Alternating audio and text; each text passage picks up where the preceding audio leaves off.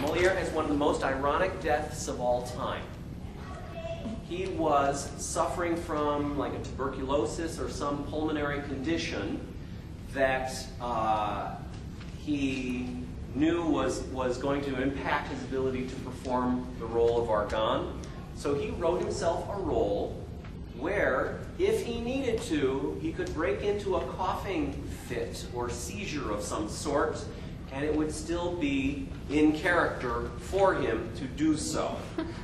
So he wrote himself the role of an invalid because he was himself an invalid at the time, and he knew that he was suffering and needed to be able to struggle his way through the show on occasion.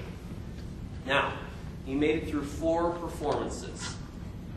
He was doing very poorly, and on the day of the 4th performance, his cast came to him and said, "Look, we know you're sick, you're not doing well, you need to rest, you need to recover. Please just take the night off. We'll come back and we'll do it again tomorrow." Moliere said, "No, if I take the night off, we can't do the show, which means that none of you get paid. So I'm doing the show." Because he was responsible for his entire company, who was dependent upon him as the lead actor and the writer of these works in order to make their living. And so he went on and did the show. At some point during the course of the finale, he suffered a seizure.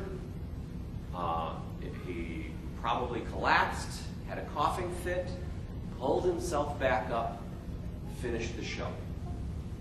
I took his bow. They kind of hauled him backstage. They hauled him across the way, maybe 100 yards away to where his home was. He lay in bed, clearly dying at that point.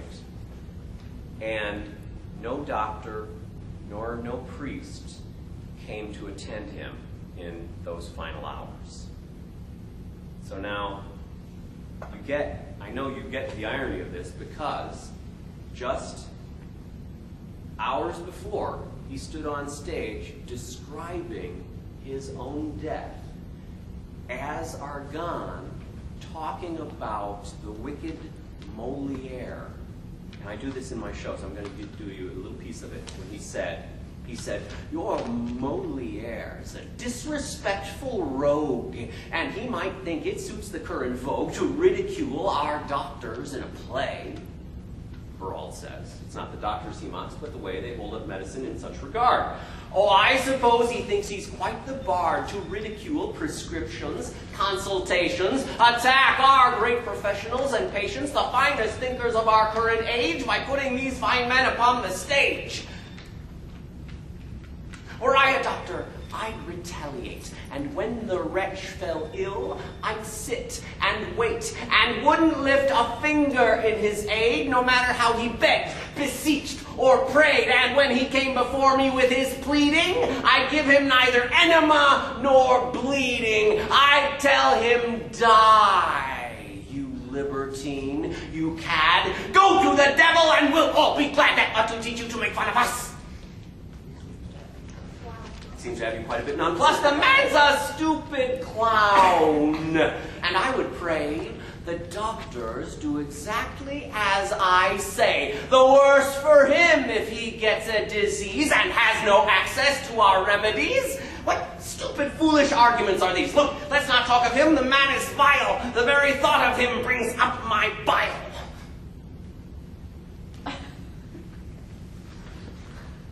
And so, hours later, Moliere was no more. No priest, no doctor came to his side. Now this mattered not only for the doctor not being there, but for the priest to not attend him.